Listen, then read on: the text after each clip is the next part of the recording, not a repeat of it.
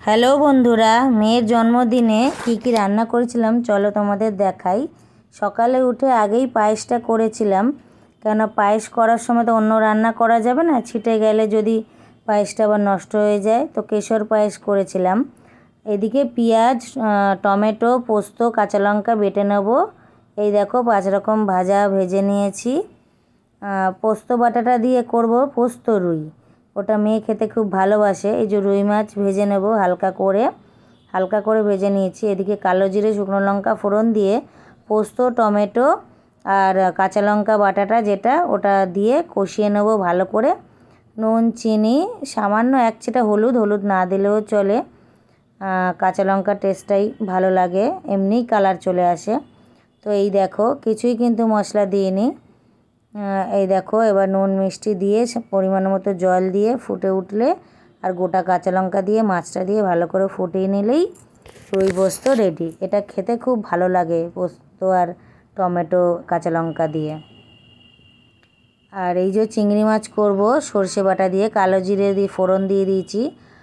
আর এই যে সর্ষে, পেঁয়াজ আর পোস্ত একটু বাটা দিলাম, আর চিংড়ি মাছটা দিয়ে তার উপরেই সর্ষেটা দিয়ে দিলাম। একসাথে কষিয়ে নিয়ে পরিমাণ মতো জল দিয়ে একটু কাঁচা তেল দিয়ে এই যে চাপা দিয়ে দেবো, এটা ভাপে হতে থাকবে।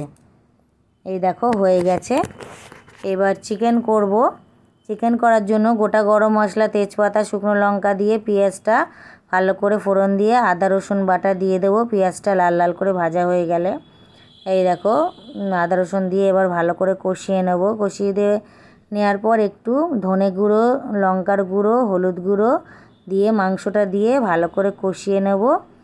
কষিয়ে নিয়ে তেল ছাড়লে ভাজা আলুটা দিয়ে পরিমাণ মতো জল দিয়ে দেবো। এই যে কাজু বাদামও দিয়েছিলাম, শুধু কাজু বাদাম বাটা দিয়ে ভালো করে কষিয়ে নিয়ে ভালো করে কষাতে হবে কাজু বাদাম বাটাটা দিয়ে।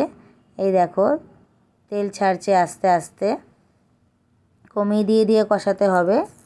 এই দেখো আলু দিয়ে এবার পরিমাণ মতো জল দিয়ে দেব, জল দিয়ে চাপা দিয়ে হতে থাকবে। এটা আর দেখালাম না। তারপর এবার করব একটু পোলাও, মেয়ে ভালোবাসে বলে। তো কাজু বাদাম, কিশমিশ আর গোটা গরম মশলা ফোড়ন দিয়ে একসাথেই চালটা দিয়ে একটু হলুদ দিয়ে কাঁচা লঙ্কা দিয়ে নুন দিয়ে ভালো করে চালটা ভেজে নিলাম।